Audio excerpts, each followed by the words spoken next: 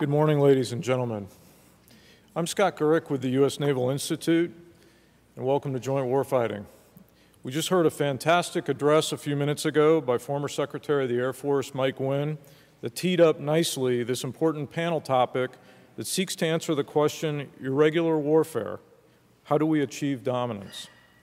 Today's moderator is Lieutenant Colonel Frank Hoffman, United States Marine Corps retired, who is currently serving as the Senior Director, Naval Capabilities and Readiness in the Office of the Deputy Undersecretary of the Navy for Plans, Policies, Oversight, and Integration in Washington, D.C. A distinguished graduate of both the University of Pennsylvania and the U.S. Naval War College, his career includes time as a research fellow at the Center for Emerging Threats and Opportunities at the Marine Corps Warfighting Lab in Quantico, Virginia. There he was responsible for leading and conducting assessments and developing concept papers on future threats and emerging opportunities. Colonel Hoffman served on the 2004 Defense Science Board for Post-Conflict Stability Operations and has lectured extensively at professional military institutions both here in the United States and in Britain. He is the author of the book Decisive Force, The New American Way of War, and he is a frequent contributor to both the Naval Institute Proceedings and the Marine Corps Gazette. I will now let Colonel Hoffman introduce his distinguished panel. Ladies and gentlemen, Frank Hoffman. Thank you for that kind introduction. And thank you for the opportunity to escape one day from the Pentagon. Always a chance to get out of town. I'd like to welcome everybody to this panel today. I think we have a very important topic, and that the Naval Institute and AFCEA have put together, as they always do, a very distinguished group. But I want to challenge our question a little bit today. We've given a rather specific question, basically how can we achieve dominance in irregular warfare? And I want to walk that back a little bit. We've been riding a very steady learning curve over the last 10 years, and we have learned much, and we have institutionalized a lot. But I think the question still remains, what does need to be achieved, what does need to be sustained, and perhaps what needs to go away so we can invest in the future. All of our armed services, and particularly the special operations community, have demonstrated a great degree of adaptation over the last decade.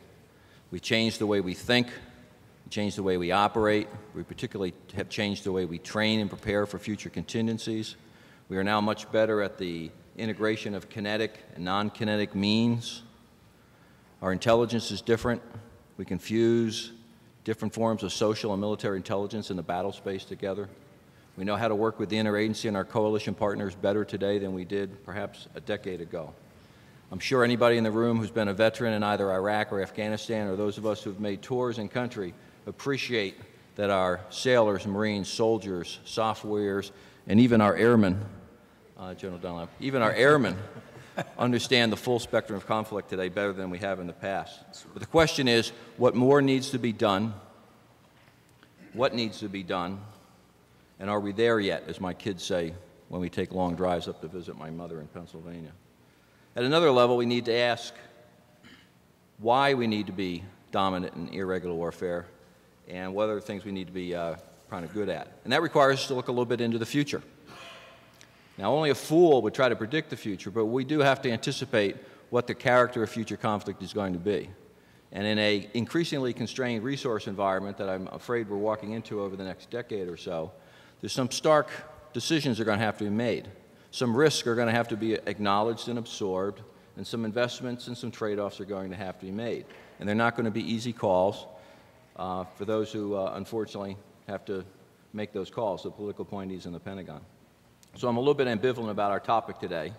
We need to move past the present, gaze into the future, and make some trade-offs. What is the character of conflict in the coming decades? There's a couple of schools of thought about what the future is going to be like. I've written about this, I think, in a couple of journals. I claim that there are 4 schools. 2 of them are very popular, 2 extremist schools.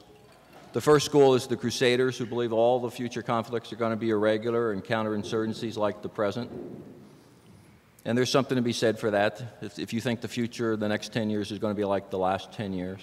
There is a large prevalence of failed states, failing states, and destabilizing areas and factors in the global economy that could produce a lot of irregular forms of conflict. So that there's some validity to that point. At the other extreme on the conflict spectrum, though, are the conservatives, traditionalists, who believe that the future will be rather conventional in nature. And I'm a little bit sympathetic to that school when I look out at rising powers in the Asian area, in the Indo-Pacific region. I think there's something to be said for emerging powers, and even regional powers now acquiring systems of weapons of mass destruction and anti-access systems. The pages in the Gazette and the proceedings are rather replete with debates between these two extremes. But I think the future probably lies between those two extremes, and so there's these other two schools that I think bear some consideration. The third school is the full spectrum operator school, very prevalent among the Army and Marine Corps leadership. And they believe that you can't predict the nature future too accurately and that we need highly trained, highly qualified people that can cover a pretty substantive portion of the conflict spectrum between irregular and regular and what General Mattis called all that nasty hybrid stuff that's in the middle. That's quite a bit of our reality today.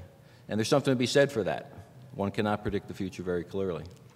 But increasingly, I think that this fourth school, the Division of Labor School, is rising in the Pentagon. I think is going to be pressurized by the constraining fiscal environment that we're in.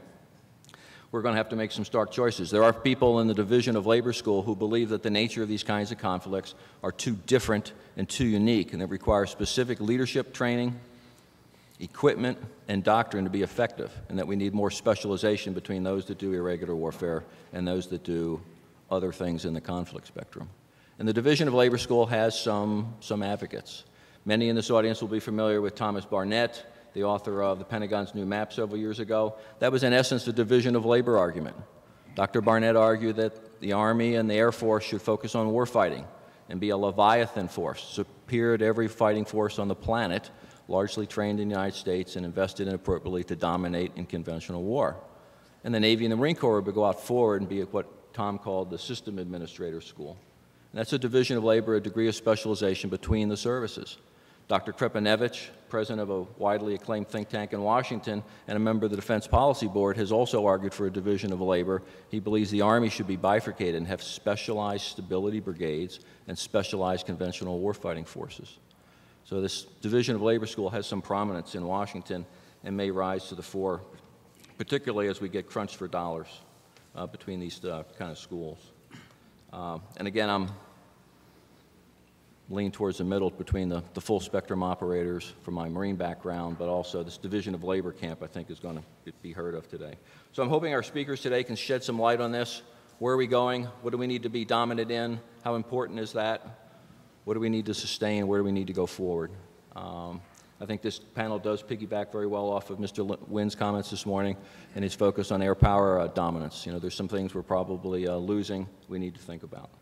Again, we have a really good panel today. Starting on my left, we have General Bullard from Quantico. He's Deputy to General Flynn in the Combat Development Command at Quantico, which is the engine of change and innovation for the Marine Corps. The General has an extensive background in flying, commanding a MU, and working up in the aviation requirements area at Headquarters Marine Corps. He'll be followed by Captain Evin Thompson. Captain Thompson's got a background as a SEAL. He's got that device in his chest, which probably means he's not going to have to buy any beer for at least a year in too many bars. He's a background with SEAL operators, now a branch head up in N85, which is the Expeditionary Warfare branch on the CNO staff. He'll be followed by Mr. Eric Bassel, who has unique experience with the cyber dimension of warfare, which is a unique aspect we do need to talk about today. Despite wearing a suit today, he does have experience. He's a West Point graduate, combat veteran from Operation Desert Storm with the 101st Airborne. And he transitioned into a pilot and flew with the 160th, another outfit that won't be buying too many beers for themselves in the short term. Then he went to a second-class school up in Cambridge, Massachusetts to get some business background, and he was a very successful executive with a Fortune 100 company. And now he's with the SANS Institute in the cyber dimension. I think. Yeah. Batting cleanup is my good friend by design. Batting cleanup today, General Charlie Dunlap, Air Force retired, one of the Air Force's most insightful thinkers and prolific writers. He's taken up a new life now in academia. He's left the Pentagon, and he's down at Duke University. But to get him up on this panel, to lure him here today, I had to, unfortunately, surrender my vast repertoire of lawyer jokes, and I'm not allowed to say anything about the General's background. But without further ado, we're going to go transition to our speakers. They're going to have about 5 minutes today, and if they run it out of time, I'm going to give them the 1-minute card. If they run completely out of time and get down to the 0 card, they get another card with Hopefully the fire department guy won't get here. Gentlemen, if you're handed that card, you've run out of your time. Over. Get the fire chief in here. All right, without further ado, General Bullard. Thank you for the kind introduction. We have some lighter fluid to help put out that fire there for you when you're holding that card. All right, great introduction here by Mr. Hoffman. What is the irregular warfare problem? Let's face it, you got adaptive adversaries of many different sizes, shapes, colors out there, from terrorists to insurgents to shitheads to criminal networks. They're all out there, all right? And they use these forms of warfare as a way to challenge our conventional military power. Advances in technology out there, you know, proliferation of GPS for what we have out there, them achieving a greater degree of accuracy and lethality is going to make the problem even more complex for us. These threats are embedded within the population. They're astute at using communications, cyber, and other methods out there, and their impacts can basically expand regionally and globally, you know, creating disruption in the financial markets, oil prices, you name it out there. And many of these conflicts that are out there are conflicts for the influence of and legitimacy over relevant populations, that they want to achieve that degree of power and influence. We face, the U.S. forces, all services, face a dynamic challenge and operational landscape that we need to succeed across a wide spectrum of conflict. My opinion, there's a new normal out there. It's not the normal of the past. It's not, you know, that you can ignore the past. You're not going to go away from combined arms and maneuver, but there is a new normal out there that we've got to deal with, we've got to understand. We've heard the term hybrid before, and it's been used to kind of help define this increasingly complexity of the dynamics that we face in the future. Is there something new with the term hybrid or adaptive adversaries using innovative approaches throughout history? No, there isn't. But the problem is that what makes these challenges today more dynamic is the combination of lethal technology, the protracted and population-centric nature of these conflicts. In my opinion, I think this constitutes probably the most notably pressing challenge that the U.S. forces are going to face in the future. We are going to have to prepare, organize, train, and equip for high-end conflict, no doubt. We are also going to have to be able to do things on you know, you move down to the left side of the spectrum, those lower-end spectrum operations. But we are also going to have to deal with this thing that we call in the middle being hybrid, and that adversaries are going to work through surrogates, terrorists, criminal networks, and they're going to try to manipulate markets and energy resources and do other things to give themselves power, influence, and also to disrupt you know, the powers to be out there. These approaches are going to be difficult and to detect, and it's going to rely heavily on a broad-based intelligence apparatus that can support the warfighter out there. And we must prepare for those, call it, low-end adversaries that have high-tech capabilities that can give you a good punch in the nose and make you bleed. And that's what we're going to have to deal with within that, you know, realm of dominance that we want to achieve. What's going to be the key to the future? I think it's going to be education. I don't have any magical silver bullet, any widget to buy out there that we're going to have to achieve, but I think education is going to be the key to the future. I think what we're going to have to invest in here deals with not only our officers, but our senior enlisted as well. That we've got to think of it in a context of not only training, but also education. The individual has to be trained how to use the radio, drive the tank, you know, drive the armored personnel carrier, or fly an aircraft. They have to have that training. But then how do you also look at it within training, career development, career progression and the ability to educate that person. That they've got to understand different cultures out there. They've got to understand what's more behind the scene. Both officers and enlisted are going to be participating in coalitions out there. The U.S. may or may not be the leading partner in future conflicts. There's a lot that we can bring to the table with whether it be a coalition or an allied operation, and there's a lot that we can bring there that we may be the leading effort behind it, but we also might be a supporting effort behind it and for what we do. So I think the fundamental challenge will be providing that education to our leaders, future leaders, and so that they can understand the political, cultural, historic, that kind of framework that's out there in a more complex world, not only in the past, the present, but as well in the future. Dealing with that is that we're going to have to draw from the services, when I say that, is going to have to draw from a breadth and depth of education to include, some of the disciplines to include, history, anthropology, economics, geopolitics, cultural studies, some of the hard sciences, law, understanding legal aspects behind it, so that they can become familiar with this. We are not going to create out of the, those lower level, when you get down to the battalion level and below, you're not going to create an expert in those things. But what you want to do is you want to give them in their part of their education enough knowledge to stimulate those thinking skills that they know that they don't have all the answers and they know what questions to ask, because that's going to be the true art behind it, is not necessarily having the answers, but the ability to answer the right questions. So, how do we achieve dominance in irregular warfare?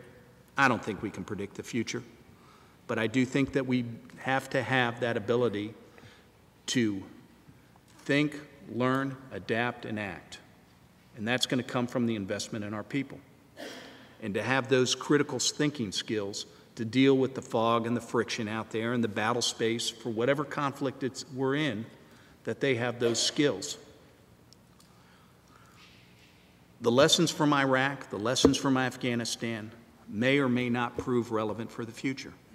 So we have to be able to provide those critical thinking skills and be able to adapt to whatever situation we're in. Thank you. Thank you, sir. Captain Thompson? Yes, sir. Mr. Hoffman, thanks for your introduction. General Bullard, great comments. For one who's spent my entire career doing irregular warfare, except for 1 year at the Army Command and General Staff College, where I learned how to maneuver division and corps, enlightening experience that something like that existed in our military. This is kind of how I've approached my career throughout being a Naval Special Warfare officer. And and General Bullard has hit one of my two key issues right on the head. It's the education of our young operators out there today, regardless of service, regardless of whether you're in the military or one of the interagencies. You name it, USAID, state, all across the spectrum of our government. We all have to be better educated to understand the threat that is out there facing our country today. And of the 3 camps that Dr. Hoffman explained, there's only one that I don't belong to, and that the conventionalism. I don't believe in the next decade we'll have to fight that fight. And I'm not sure even in the economic world we live in today that's even in the realm of possibilities because of the interconnection of all our societies together. But I do believe we'll continue to fight some of the fights that we've seen over the last 20, 30 years, whether it's El Salvador in the 80s. And you can continue on from there and think about all the irregular warfare fights that this country has fought throughout our history. The other key point that I think, to focus on the topic of our discussion today is how do we achieve dominance is communications. And communications both internal and external. And let me elaborate on that a bit. Internally, we live in a military, a very hierarchical organization, where we don't like to share information across the board with everybody at the same time. And in an irregular warfare fight, you have to do that to get inside the insurgent's decision loop, to understand what is happening in the battle space at any given point. So that internal communications in a very flat organization, so that the squad leader is communicating at the same time with his platoon commander, with the battalion commander, the regimental commander, all the way up to the joint force commander, So everyone is understanding what is occurring in a particular place on the battlefield. Then it's up to the higher level staffs to filter from there to what's the most important points. But everybody has to have and share some of that raw data so that across all these different networks that we're fighting, those nuggets of information that come out are shared, and so that the most junior operator that's out there, and when I say operator, it could be the intel specialist from one of the agencies with blue hair and 14 earrings, can share the same information that the young military sergeant or the regimental commander or the joint force commander is seeing. So that internal communications of sharing that in a portal web-based environment is very important. External communications. We have got to turn our military into an organization of extroverts. We have to be able to communicate with the people that we are working with, that we're fighting for, that we're operating with out in today's battle space. So that's through the education process, it's through language skills, it's through all those tools that are out there that allow us to be able to communicate with everyone that we share this world with. Because that's how we find the insurgents. As one person used to say, there's 4 kinds of people in this world. There's good, good, good, bad, bad, good, and bad, bad. And trying to figure out which person is the person that you're going after is sometimes extremely difficult, in today's world. So focusing on communications, both internal and external, is how I think we'll achieve dominance in irregular warfare. Thank you. Thank you very much. I got confused with your bad, but I think that's the same as the general's very technical term, shithead. Okay. Those Marines are always so blunt. This is being recorded for posterity, so the general's not worried, and my career's over anyway. So. Okay, speaking on now of transition, I think we made a nice transition from education to education now into communications, and from communications we can perhaps talk about the cyber world, which is a source of a lot of our communications in the 21st century. Eric? Yeah, except for Evin still got me wrapped around good, good, good, bad, bad, good, bad, bad here. So I'll try to get off of that. Shithead's just an awful lot. What was that higher education you had? Like I said, I'm easy to confuse.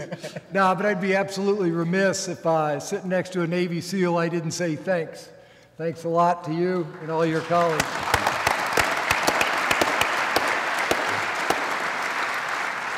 You only hear about one op, but we all know there's lots and lots and lots of training, lots of ones that you go sit in nasty countries and don't get to actually do anything before the one goes down. So, but let me just add to that. There's 24 lucky guys that got to do what our nation asked us to do, and there's hundreds of thousands of people that went and participated in this over the last 9.5-year hunt, and and there's over 4,000 young men and women that have given the sacrifice to get to that day. So yeah. Thank you. Yeah, amen. Without a doubt, within my military career, the fondest memories I have are working with guys like the SEALs and special ops guys around. They're just the finest fighting forces out there, and it's just an absolute pleasure to work with. And it's sort of interesting, when I left the military, spent some time doing some eco challenges and the like, and for those of you that don't do that stuff, they're actually quite interesting and challenging. They sort of take a marathon, and that ends up being sort of beginner's work, and you enter these 14-day competitions. And you'll see, as soon as a Navy SEAL team joins it, they become the de facto guys to beat, right? And I actually thought that was a great place to start, because it's sort of why does everybody expect them to win? It's a 14-day competition that does kayak, horseback riding, mountain climbing, technical climbing. Yeah, some of those skills match pretty well to what you expect a SEAL to do, but not all of them. And there's guys out there that are sort of dilettantes that get to do that for a year in a row and they don't have a real job, and those are the guys that ought to really win it. But yet, we expect our SEALs to win, and when they don't, everybody sort of says, well, hey, Evin, how come you didn't win that competition? You should have won it. But that expectation is because of the process those guys go through to become a Navy SEAL. As Evin said, it isn't just 24 guys, there's 100,000. You think about how our S1 shops, our J1s are working around there to find guys that could be Navy SEAls. And then they assess them, and only a fraction of those people actually make the cut. And then they send them down to the training you did back in a couple days ago. And you start out with 50 or 75 guys, and you end up with 4 or 5. So that by the time they're wearing anything that says I'm a Navy SEAL, we're all pretty confident they know what they're doing, and we're going to be very confident with them doing some of the toughest missions that we have.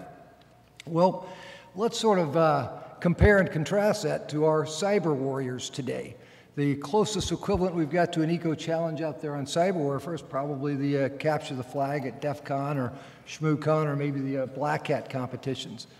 And I know I'm going to ruffle some feathers right here when I say this, but I will tell you that anybody that has DOD on their name is almost looked at as sort of a patsy in those games. There's a few exceptions, but for the most part, nobody expects those teams to win. Now, I may be sort of getting tackled on the way out with people arguing, but I'm here to tell you from the civilian side, we're not viewed in the same vein as far as skills as the Navy SEALs are, and we need to get to be that way. So then the question is sort of how do we get from where we are today, which is in the unenviable position of getting our tail kicked because we don't have the skills and yet we have all of the disadvantages. We're the most sophisticated military out there by a New York mile. And yet, we don't have the people to defend them that we need to. So where do we go? And I actually think we don't have to reinvent the wheel here. The guy sitting right next to me has gone through the process. We need to create a similar assessment, training, selection, and deployment program for the cyber side that we've got there. And we've got, I know there's people out there, and different says, yeah, we've got it here and there. We do. We've got areas of excellence down in the 39th Information Operations Squadron in the Air Force. They've got some really neat stuff going. But we need to really make it profoundly different from the standpoint of, do we have a good way to find folks that have this skill set? Let me tell you, these cyber warriors don't look like Evin. And we expect all warriors to look like him. We want them to be sort of 6'2", 185 pounds, run a 5:30 mile. And I've seen a few that may be 6 foot, but it's wide, not tall. And our conventional wisdom as Marines, as soldiers, as airmen, is that person can't serve our country. And I'm here to tell you, if they happen to be 300 pounds but can make that keyboard work magic, we want them on our team, and we better figure out a way to keep them in. So I think it's real simple. We find a way to assess people. We want cooks to be assessed. If they've got schools, we've got something called the DLAB, Defense Language Aptitude Battery. Almost everybody has to take that when they're relatively junior to see if they could ever be a foreign area officers. Why wouldn't we have a very similar keyboard type test, aptitude test, that sees, hey, these guys actually have the skills, maybe not the training yet, but the aptitude and skills to actually work and make this transition. Then we need to have a qualification course for those that are selected to become cyber warriors. Let's put them through the equivalent of Special Forces Q course or the SEAL team training. Let's take all of their individual skills from this level right here up to a very high level. But that's not enough. If we do that and we do it well and they walk out of a 6-month training with some really amazing hands-on skills, and it's not going to be in the things that we're probably most of us thinking about. It's not going to be how to blow things up or shoot somebody from 350 yards away. It's going to be in intrusion detection. Yeah, really exciting for those people sitting around here. It's going to be in packet analysis. It's going to be in hacker techniques. It's going to be in computer forensics and mobile device forensics. Those are the kind of skills we're going to have these cyber warriors carrying around. They're going to really have to get as excited as I get about special ops. They have to be getting that same excited about being able to find a backdoor into a network. Once we've got these skills up this cyber warrior qualification school done, then we can't let them stop there. We've got to take those guys and deploy them that way. If you take an individual Navy SEAL and send them out to do war, they're going to be ineffective, right? We deploy them as teams so that they can, once they've got their skill level to this point, they then go get even more advanced specialized skills. So everybody brings something unique to the fight. You got a communicator that's got skills there. You've got somebody else that's got skills on being a medic, and they work together as a team. So if we deploy them that way, and finally, you better have a plan to retain them long term. So in the interest of not getting the burning cart, I'm going to turn it over to my colleagues. But I think if we don't have a way long term to retain these folks, and you talk about budgetary environments, we'll end up losing them. They'll end up coming back as contractors and we'll pay 4 times as much for the same skill set. So thanks. Thank you, Eric. To your recommendations, I'd have to add, you're going to have to get a really large chest device. I don't know what it's going to be. It's going to have to be something sexier than a mouse. And I was sitting there thinking of some movie, maybe Steven Spielberg would be the director of something called Top Geek. the idea of Tom Cruise and maybe Sandra Bullock starring in this movie, going through Hell Week, something out in Coronado, I'd like to see. Computers and Red Bull, right? Maybe All right. a few earrings and nose rings to top it all out. They'll be allowed. All right. General Dunlap, sir. Thank you very much, Frank, and it really is an honor to be up here. I think it's interesting that the Navy, in my experience as an Air Force guy, has been so open to hearing different points of view. I think I've been invited more to speak before Navy audiences than perhaps another service that will remain unnamed, except at the end of my title. Looking at the future, I think one of the realities we have to face with respect to IW is that we are not going to be doing the large footprint nation building type of IW, even if it is the best course of action. The electorate isn't going to support it. It costs too much. We're not going to spend another $1 trillion. So we have to start thinking about how do we address those kinds of threats. And one of the things that I've been concerned about is we've been addressing the IW at the expense of addressing the potential existential threat. I would suggest to you we need to be 100% certain, not 99, not 95, not 91, but 100% certain that we can address the existential threat. And I would suggest to you that as great as our capabilities are across the spectrum, if you're a Chinese war planner, you don't wake up in the morning worrying about the best army in the world, which is the United States Army. You wake up worrying about the United States Navy attack submarine force. That's what because that's something you cannot deal with, and it's a game changer for your planning. So we have to keep that in mind in terms of the priority that we give things.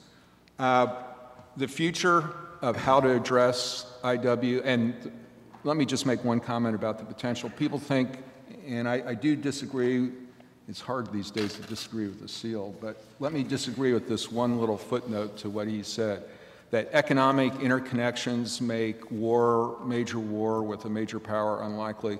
I would suggest we take a look at Norman Angell, who wrote The Grand Illusion, I think is the name of the book, in 1914, who made that very same argument, that there could not be war in Europe because it would not make rational sense because of these economic interconnections. I would suggest to you that war has a different motivations, it doesn't have that rationality that comes out of the mind of a SEAL. I wish it did, because there's so many rational arguments against war, but it doesn't seem to work out that way. I believe our future in IW is technology. We need to look at what technology and how it's changing. I would suggest to you that many of the actors in IW, many of our adversaries, are growing up today addicted to technology.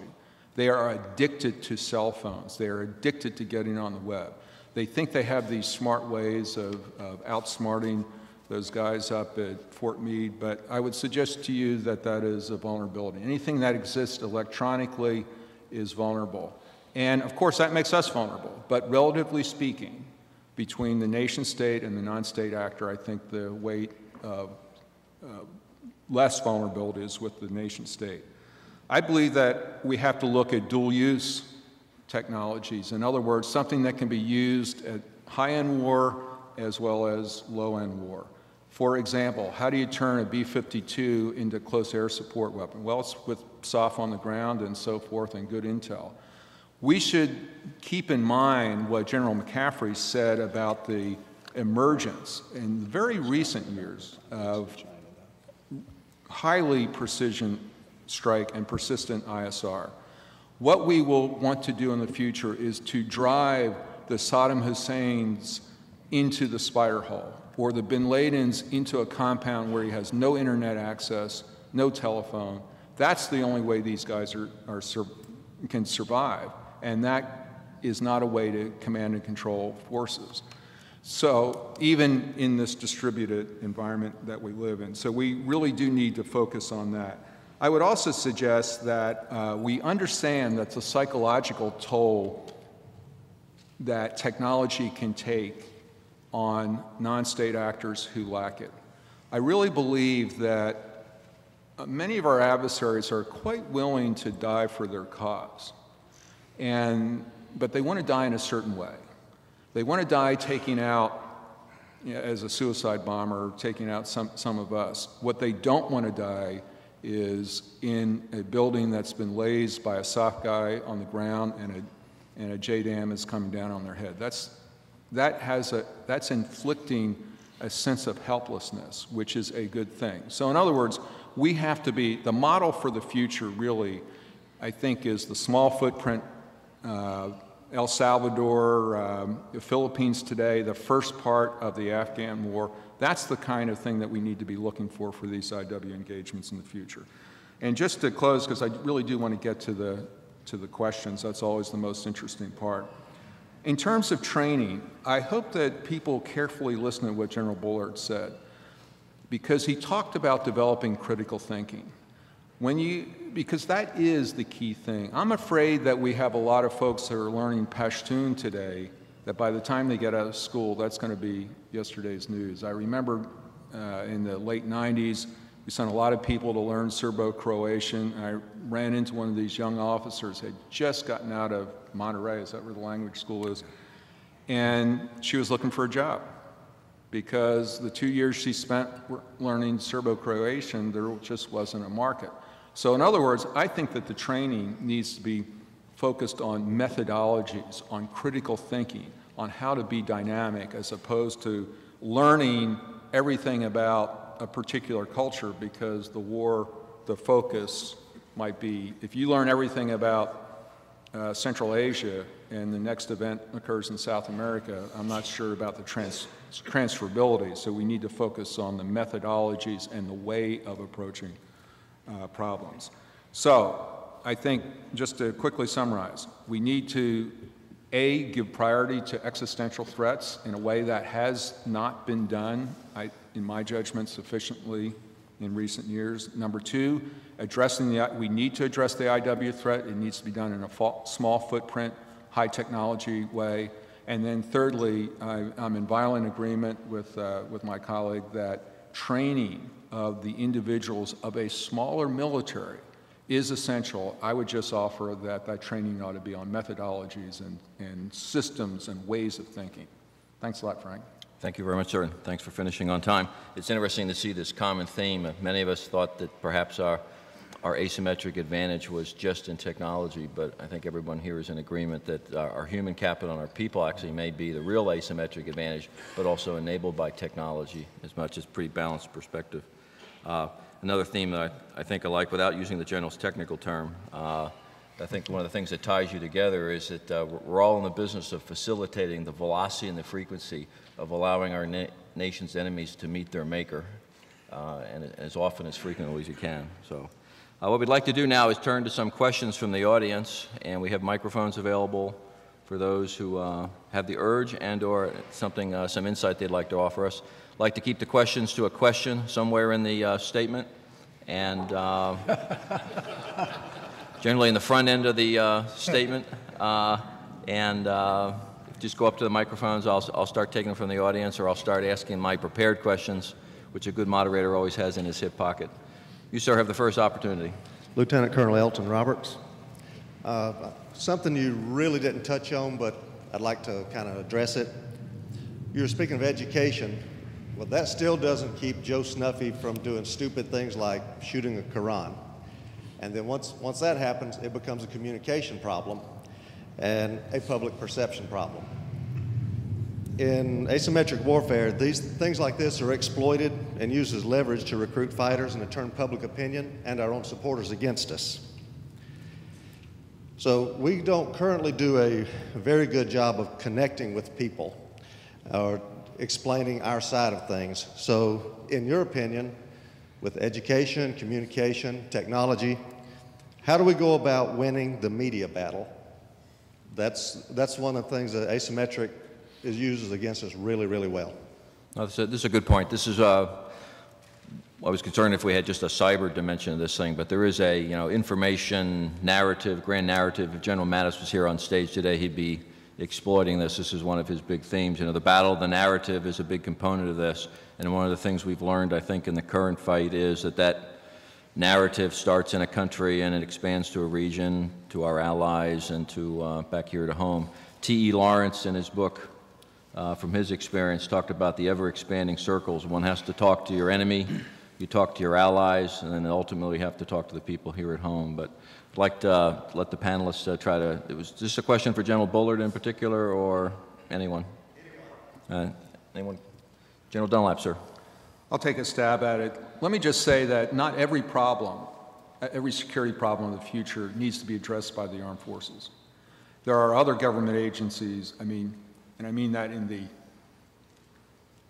government agencies, not the Department of Defense, not other government agencies, as we've come to understand that term, that may have responsibilities in that regard.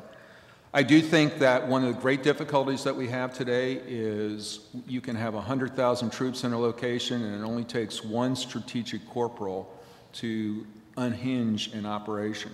I think that it emphasizes the importance of discipline at the lowest level, down to the lowest level. If you look at the Taguba report on Abu Ghraib did not start out with, leading people around like dogs.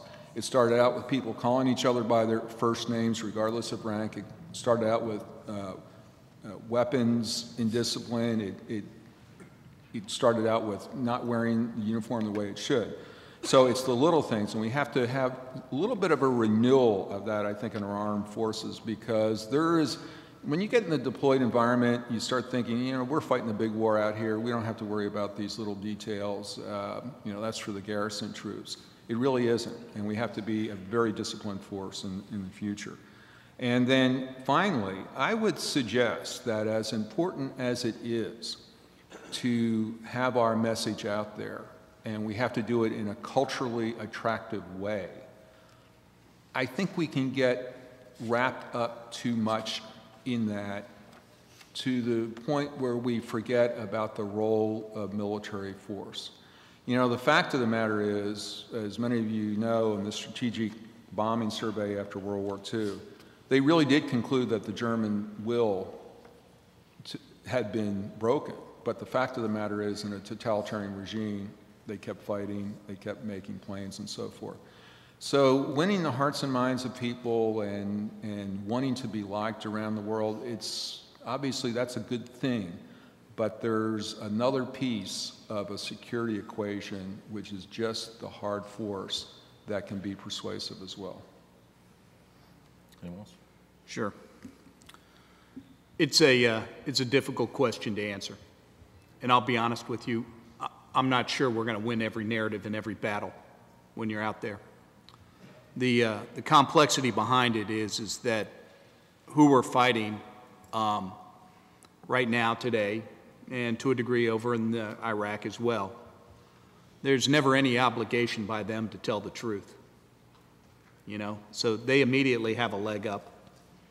And then you've got media outlets out there that are prone to tell their story, vice getting the truth out there.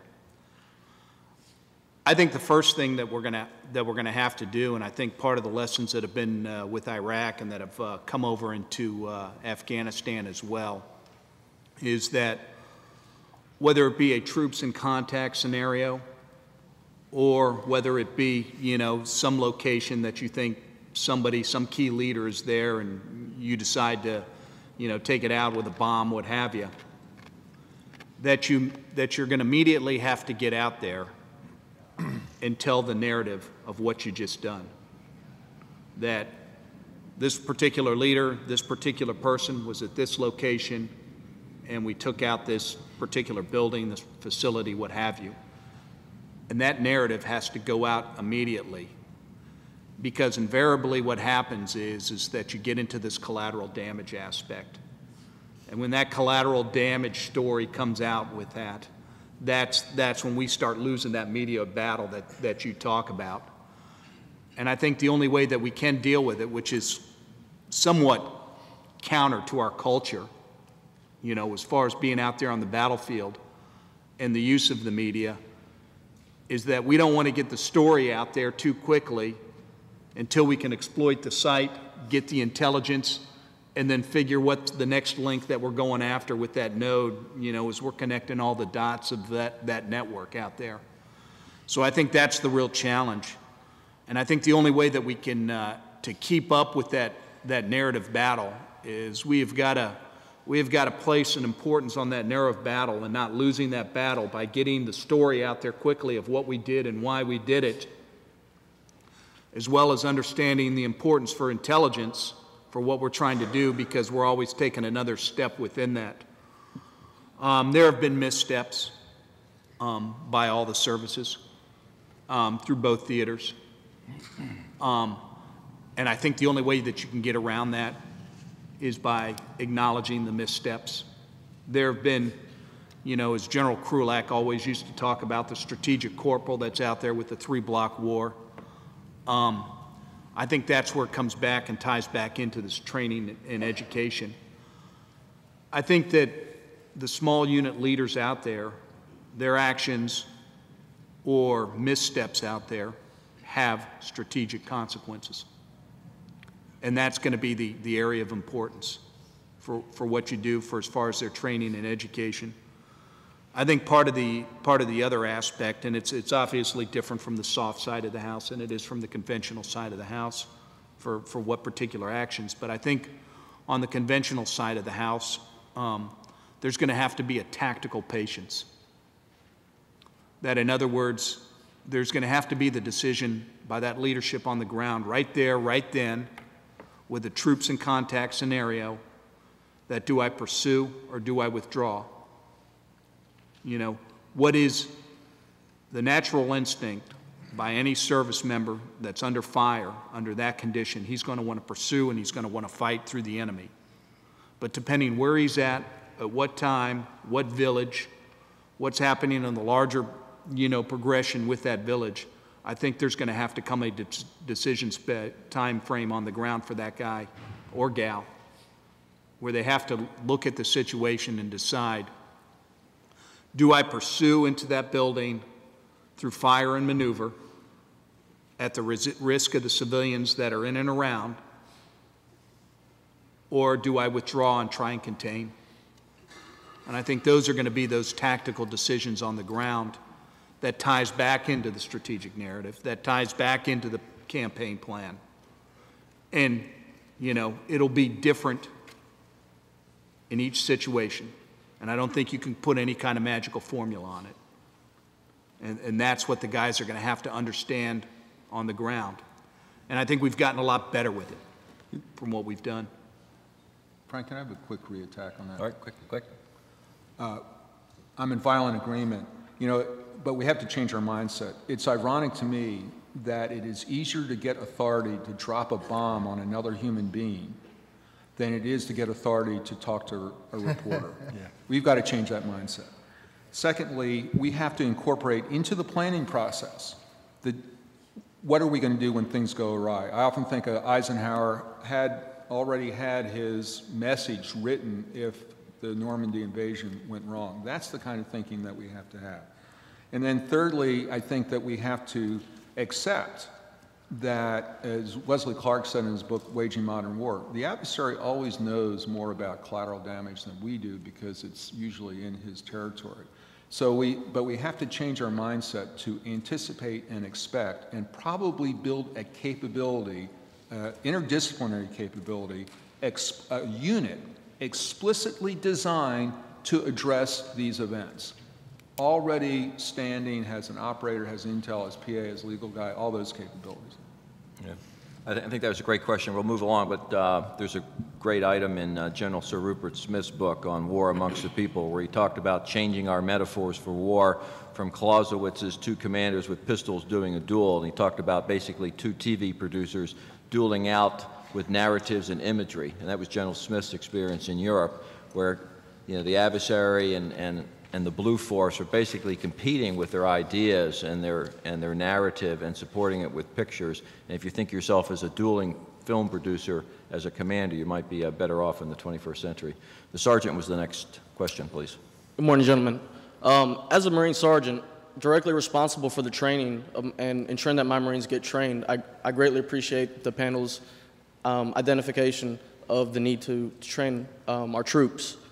That being said, as a communicator and as a reservist, I have a lot of Marines underneath me, and I also see this in a lot of my ROTC counterparts in other branches, they also have a lot of college-educated, really bright, eager troops willing to learn.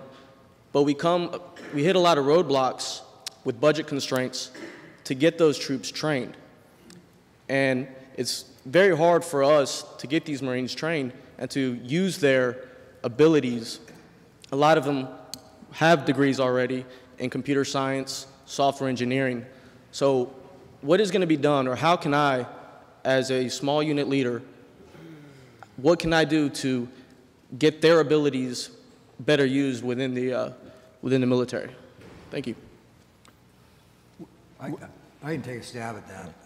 And it's just that, it's a stab, because it will be a very unsatisfactory answer to your question. But I think that the first acknowledgement, at least on the Army side, because I've been down at Fort Gordon working with the School of Information Technology quite a bit, is that there's a recognition that there's an issue. That's the start, right? There's a recognition that we're getting smart guys in the door. We're training them the best way we know how, right? We're sending them to the unit knowing that they're trained on systems and stuff that are obsolete, not being used, and praying to God that there's a good E6 or E7 out there to train them on the job when they get there. Unfortunately, very frequently, that happens in theater. So, hear you, Sergeant. You're absolutely right. I'm sure it's not much different in the Marine Corps than it is in the Army, but I'm looking to my colleague for acknowledgement on that. Maybe you can't do that publicly. I can. But it's a recognition that the technology and the systems are changing more rapidly than our training apparatus is prepared to manage. I think the answer is, in the short term, going to be more of the same. And I mean short term, probably this year and next, which is we'll continue to send you soldiers and expect them to get trained on the job out there in the field as we try to work through a system that involves, working with vendors and equipment manufacturers to bring the training to the schoolhouse so that they leave with the appropriate skills. I don't know if I got to what you're asking or not, but certainly an acknowledgement of the challenge. Could I add a footnote? I recognize the importance of formal training programs, but I also think that a professional has individual responsibility. So it may be that part of the solution is people go out and learn it themselves. Everybody ought to be reading proceedings, for example. They ought to be going through the CNO's and the Commandant's reading list. They ought to be working through those things to build the intellectual database so that they have a context and they're ready to learn the high-end technical skill that fits in with that larger narrative. I see the challenge in training a lot of times is you're trying to put a very specific thing into a kid's head, but he doesn't understand the big picture. In terms of learning the big picture, a lot of the responsibility ought to go to the individual, and we ought to be telling them that. Hey, you're a professional. You don't get to watch TV sports every Saturday. Some of that, you're going to have to pull out one of these books that you can get from the base library and read and understand so you can move to that next level. Great. Let's move along. Let's go to you, sir. I think you were Lewis McIntyre, and this question is for anyone on the panel. And I find myself wondering if we are using the right vocabulary to describe this concept of warfare. As Secretary Wynn said in the last presentation, if you find yourself in a fair fight, that's poor planning on your part. We're the strategically dominant force on the planet. And there's probably not a lot of nations or combination of nations that could take us on the way Japan and Germany took us on in World War II. The result would be what happened to Saddam Hussein, and fairly quickly. What we are facing are strategically inferior forces that are seeking to deny us the freedom to maneuver and bleed us with a lot of small cuts until we lose the will to continue pursuing our objectives. And I think if we cease to think of this as unconventional or irregular or low-intensity combat or any of the other concepts that have been used that tend to make us think this is not real warfare, and just think in terms of how to counter an enemy whose goal is to harass and evade and wear us down as his strategic objective. It's a kind of a vague question. It's about half a statement, so I'll quit. Thank you for your honesty. Actually, I did think there was an issue in there. Does anybody want to take that on? Sure, or do you want it? Well, I just want to just take a little bit. Worked a few years. Some of my background's in the intelligence community and thinking about the future, and there definitely is an element of somebody trying to bleed us out over time. But some of the adversaries I've seen around the world, I have another term for adaptive folks, for adversaries in the future. I think they actually are trying to win. There are folks, maybe not in Afghanistan, but certainly in Hezbollah and some of the future threats with the lethality they have. They don't just attack and then fall away. You know, Hezbollah came back and took towns from Israeli fighting forces, you know, in night operations. Guerrillas don't take ground back. Guerrillas always, you know, do an ambush and kind of leave. We're seeing some adversaries in the future who are going to contest us differently and make terms like strategic and low end kind of irrelevant. You know, we're facing adversaries that can produce casualties of over 5,000 KIA over a very long period of time. It's certainly slow, and they're trying to extract and bleed us a little bit. But the future may present some adversaries who are learning from this 10 years of this laboratory that we've had in Afghanistan and Iraq, and they're going to learn what our weak spots are. And things that we count upon as national power, number of divisions, number of aircraft carriers, how many sorties that we can generate at a cost of $600 billion a year, and they're quite frankly trying to make that irrelevant. They're trying to take that off the equation. So it's how you measure what is effective and what is combat power in the 21st century. There's a non-kinetic side to it, I think, that's out there too. That's part of their combat power that they're trying to exceed. So some of these issues are still up in the air, but I take your point. General Bullard, if you want to comment on this. I understand what you're saying as far as the correct vernacular and for how you're describing it, and is it anything new? I think one thing that's important for the military is the doctrine. And not that the doctrine needs to be rigid, but it needs to provide that framework for a background or an understanding for how you're going to apply your TTPs, organize, train, and equip. One thing that you got to factor in the call it the umbrella of irregular warfare. There's 5 aspects behind it: counterterrorism, unconventional warfare, which are primarily done on the soft side of the house. Foreign internal defense can be conventional or special operation forces as far as working with that. Counterinsurgency, what all of us are doing pretty much right now, and stability operations. Those are kind of the 5 aspects behind this umbrella called irregular warfare. Back in 2003, in the summer of 2003, when General Abizaid first came in to be commander of U.S. Central Command in July of 2003. Obviously, for the most part, it was the stand-up was then under General Sanchez, CJTF-7, I do believe, for Iraq, before General Casey came in as MNFI a year from then. The question was what we were going to do as part is how were we going to, you know, deal with the fight at hand for what we had, because that summer of 2003, the violence levels started coming up in Iraq, and it was essentially what had happened was obviously the fall of the capital, Baghdad. You know, we had the Iraqi forces, you know, their army at that time. There were riots. We were working with them with the pay. And then it was how are we going to move forward here in the future with the construct of CJTF-7 and CPA. What we went to is the book that he has over to his right there is as we were trying to put the framework forward. And that was the Small Wars Manual at the time. And we were sitting at CENTCOM and trying to lay out this framework for the way ahead, for the components that were involved in the fight at that time. And obviously the way forward is what we set out was you know, for the stability of Iraq, based upon the principles of counterinsurgency. And that was as far as what we were going to do for the local governance, the security apparatus, so they could redevelop their economy and move forward here as a nation state.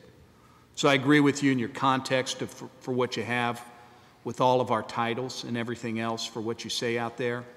The counter-argument that is that we need to have a doctrinal framework within the military that we're going to organize, train, and equip, but yet we should be flexible in our doctrine, that we're not sitting there go, you know, here's the question, we pick answer A, B, or C, or D. I think we've got to be a little bit more adaptive in that approach to recognize situation and how we're going to apply aspects of our doctrine. Can we go to you, sir? Thank you for your patience. Yes, sir. This question has to do with something that General Bullard touched on the legal aspect of unconventional warfare, and do you think that there needs to be any changes in how we view, looking at the Geneva Convention and other documents of that nature, how we classify warfare as either conventional or unconventional, and whether the rules of engagement change based on whether we're inside a conventional warfare or a unconventional warfare? True. No. Yes. I think when I was pointing to the legal aspects for as far as training, I think there needs to be a greater appreciation down at the tactical levels for that legal aspects for it and a greater understanding. And that is for understanding a lot of times the right questions to ask within the legal construct for what they're operating in. They will understand the rules of engagement down at the tactical level. As far as for, you know, rules for the use of force and for what you can and can't do, I think need to be flexible enough that allows the man at the scene that tactical latitude to act or react. But also there has to be behind it the education and the training behind it that that person at that time has got to know whether he needs to fight or he doesn't have to fight at that time for that moment.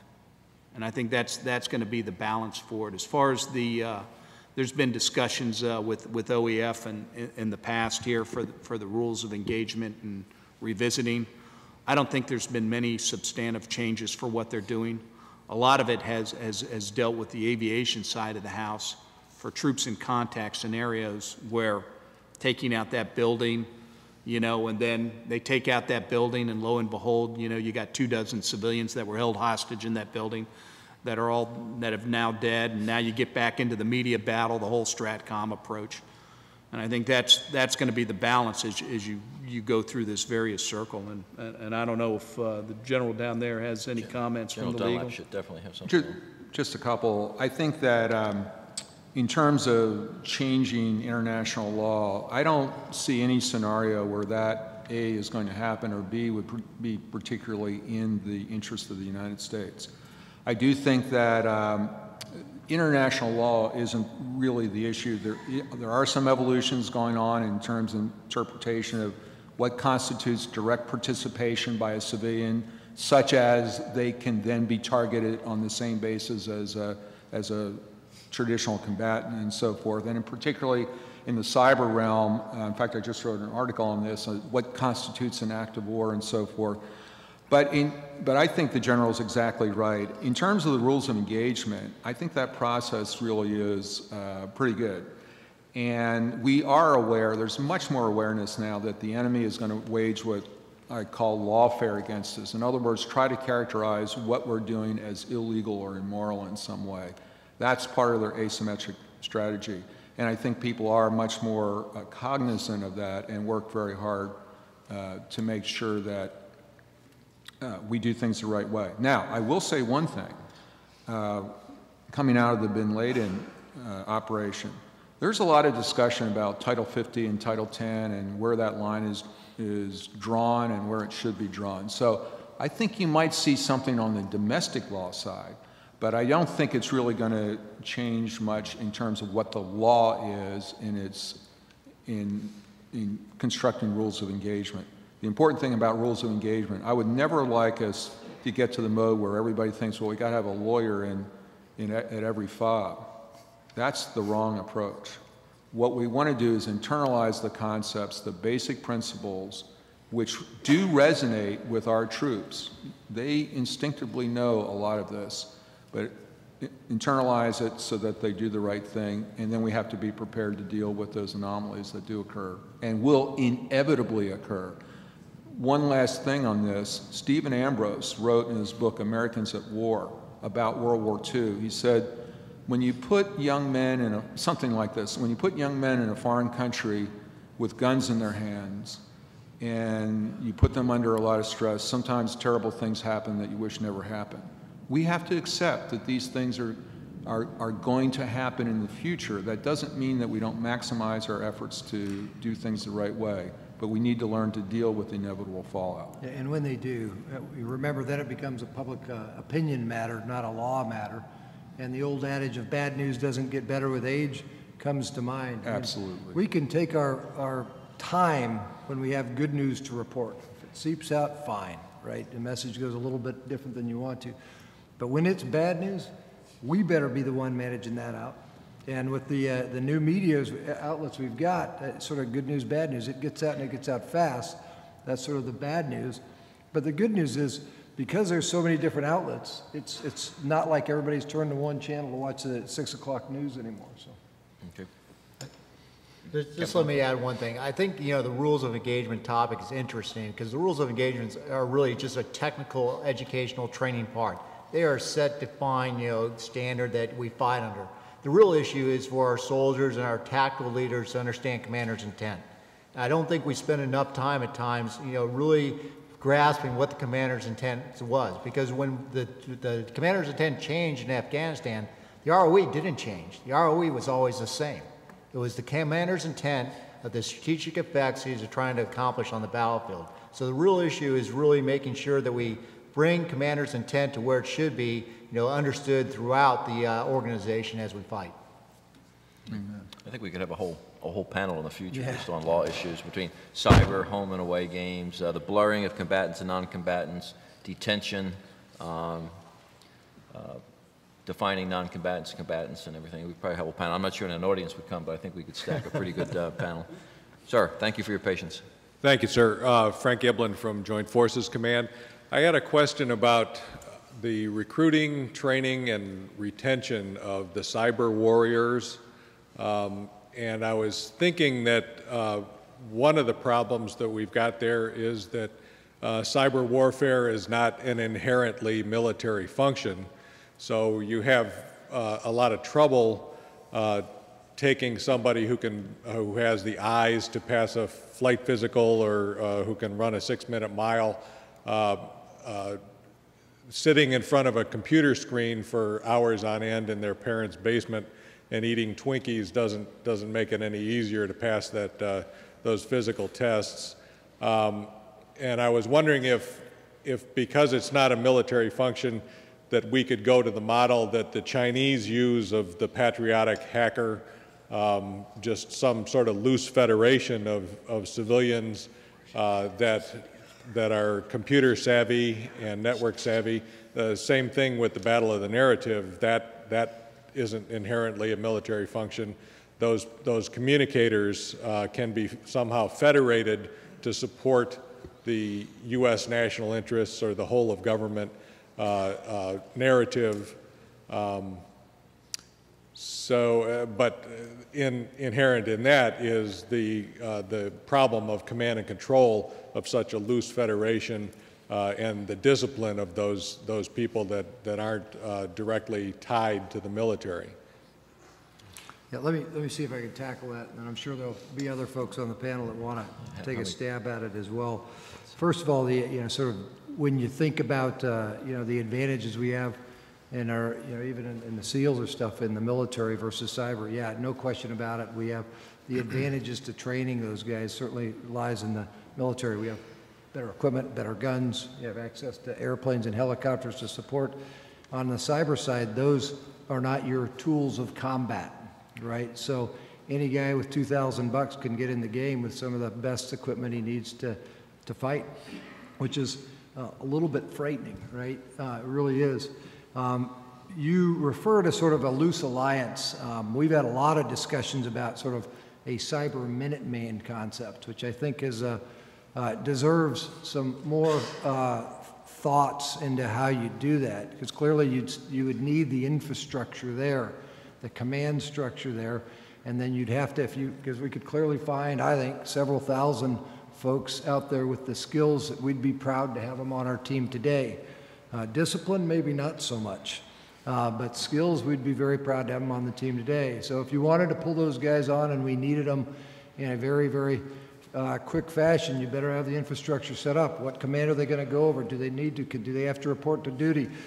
Do they have a security clearance already? You can imagine all the things that have to go. So if your question is, should we consider that? Absolutely. We should consider it. We should consider it today, because we've certainly had a lot of people on the Hill say that we need 20,000 and we have 1,000 or 2,000 right now, and I'd argue that if you looked at really deep technical skills, it's probably a number that doesn't even have a comma in it yet. It's probably 900 or 800, and those are splintered down into, what are they really good? Are you a good network penetration tester, or are you a good web application pen tester?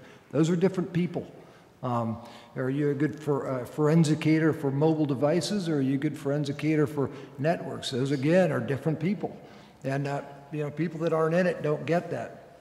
But it's no different than being good at shooting a good sniper and a good heavy weapons guys. It's different skills. So yes, we should do that. That's going to be hard, in my opinion, because it's going to take a lot of coordination to do it. I still think we need to go down the path of creating those skills in-house, even while we're parallel and trying to figure out how to pull folks on board.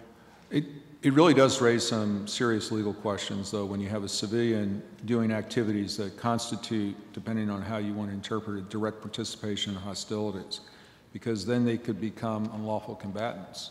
And you know what we do with unlawful combatants, or unprivileged we can belligerent. stop that. The guy that has the technical skills can go all the way to the point and then say, push that button right there and get very close to being... Right. There's a lot of discussion, because however we define that, then we either include or we take out of a target set guys on the other side that may be doing that sort of thing. But there may be a creative solution, especially in command and control. We may want a situation where people have to stay on the job. We don't want a New Orleans cops thing where they had 200 guys walk off the job after Katrina. So it may be that we want to have a creative kind of status, like the Public Health Service and NOAA are subject to the Uniform Code of Military Justice. They are a uniform force, albeit not an armed force. So in other words, I think that we might be able to creatively come up with a status which is not exactly members of the armed forces, but nevertheless complies with international law and gives us that legal coercive power, yet is an inviting atmosphere for a lot of people that would not be happy in I think, the BUDS program or whatever. I mean, it's a cultural shift.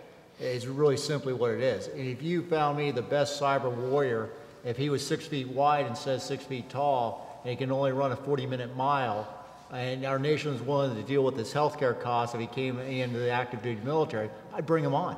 We really want the best our nation. If we have somebody like that who has the integrity and the core values that our military expects, personally, I don't care what he looks like, because I'm not going to have to go through a door with him or send him into combat. His combat is behind a screen.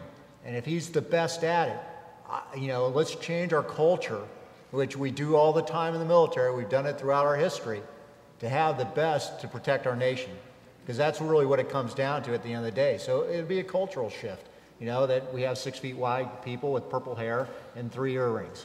That's what no earrings, no nose rings. But we do have to think about the unintended consequences.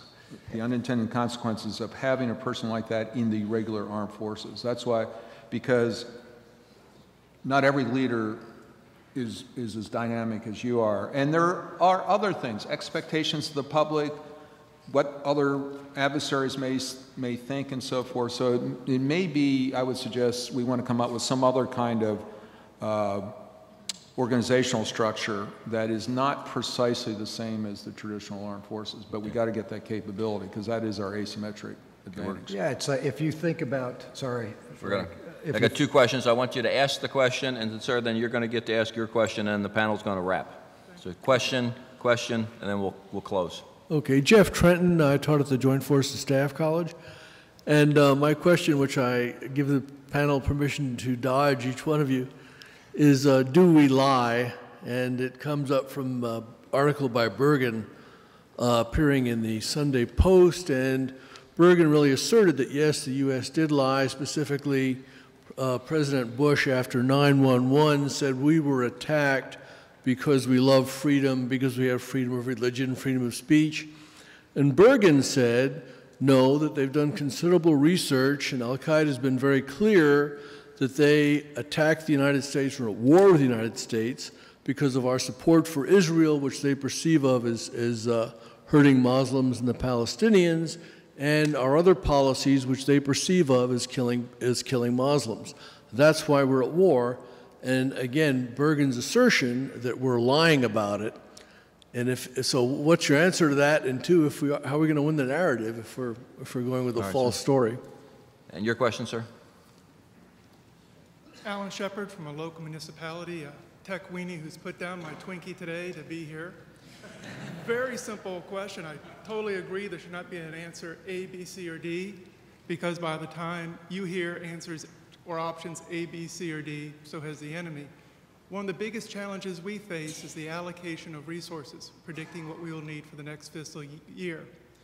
With all the experience we've recently had, have you found it easier, harder, or exponentially harder to predict the IT resources that you're going to need in the upcoming year or two? Okay, very disparate questions. I'll ask one. This is my prerogative here, the moderator. I will ask one question too. Bing West, in his latest book, which I won't flog too much because it's not a Naval Institute press product, and also Nathan Hodge has a new book out from the Wall Street Journal. Both have argued that the current conflict has turned the Army and the Marine Corps into a, quote, Peace Corps on steroids. And I'd like to get the panelists' comments on whether they believe that that is necessarily true. And then that'll be our wrap-up questions. General Bullard, sir. Okay. You can dodge on the line. Yeah, all right. Did we lie? IT resources and our investment today, was that your question?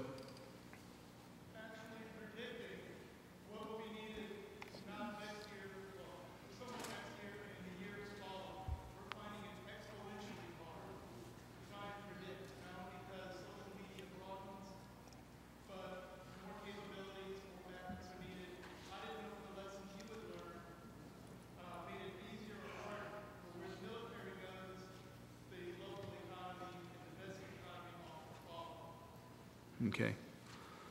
And then last with Bing West with the Peace Corps on steroids. Peace Corps on steroids, all right. We've lost our ethos, this is a claim. Do we lie? The answer is no. But here's the dynamic that any president's going to face. And that is, what narrative is he going to portray for the nation's backing on going to war? And that's the fundamental difficulty that any president has faced. President Bush ran into the problematic challenge between Afghanistan and Iraq. He faced a lot of criticism with Iraq.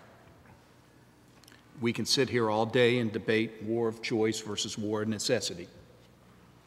But at the end of the day, for the presidential decision for when he's going to employ force, the purpose for which he's going to employ force, and the end state for which he's going to achieve, he's going to have to communicate that to the American people for when, and obviously through the congressional oversight as well.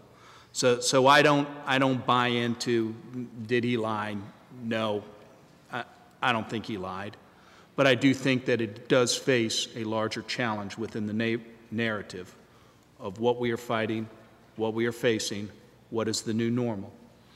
For the heroic actions that just happened the other weekend, and with bin Laden being gone now, I don't think it's over.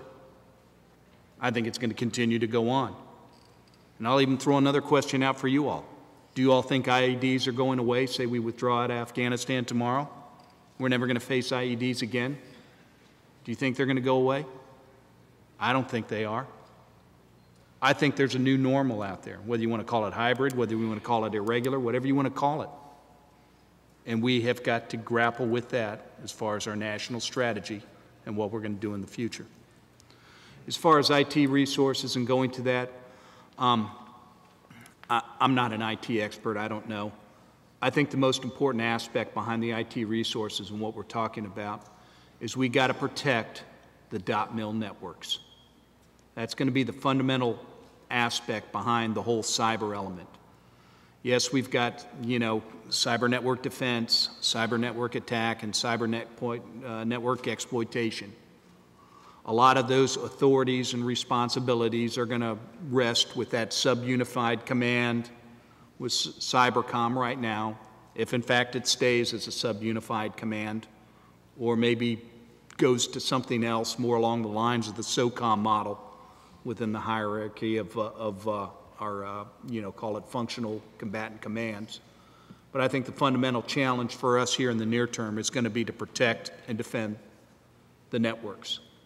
And we've got to face the fact of, in the future, that I'm not sure we're going to fall into a, call it denied environment, but I don't think not in too distant future we're going to have to grapple with a degraded environment and how we're going to deal with that. Contested. And then last is Bing West with the Peace Corps. I disagree with that. I think you look at, for what we're facing today and the conflict going on, you talk to the squad leader that's out there, that's been in contact. You look at what's been going on and from the battles in Iraq and then into Afghanistan today, the number of casualties that we've got. Thank God they're casualties and they're not, dead, but we have multiple amputees out there. It's primarily a dismounted fight that we're facing out there in Afghanistan today. And there are double and triple amputees out there. And so I don't buy into the Peace Corps aspect, but I do think in the larger construct, when you sit down and you talk about, the building partnership capacity, security, cooperation, whatever you're gonna deal with, I do think that there's an engagement aspect that's going to be critical, to the Department of Defense and our national interest to stay involved, to be part of the solution. I don't think it's going to be the be end all. We're not going to cure world hunger. We're not going to cure cancer. But I do think that aspect of working with other nations and partner capacity for those, call it shared values and shared interests, is going to be important to our national interest. Gentlemen, we're in overtime, so if we could. Okay, I'll be quick. Did we lie? No. All you have to do is sit in with 1 year interrogation with a member of Al-Qaeda, and the Israeli conversation comes very late in the conversation. They just hate America and what we stand for. So we didn't lie. We're doing it for the right reasons. IT, bigger, better, faster. I mean, I want it all. I want the communication bandwidth to go to, it never stops. I want a computer that moves faster than it does today. I mean, now, do I have the money to do it? No, but that's what I'm always going to demand, because having that communications ability across the spectrum is critical. And are we the Peace Corps on steroids? We're our nation's force. We'll do what the nation asks us to do. Okay, we've ran out of time. Sorry, I failed to manage the time effectively on the clock here. Would you please join me in thanking this great panel for their contribution? Thank you for your questions.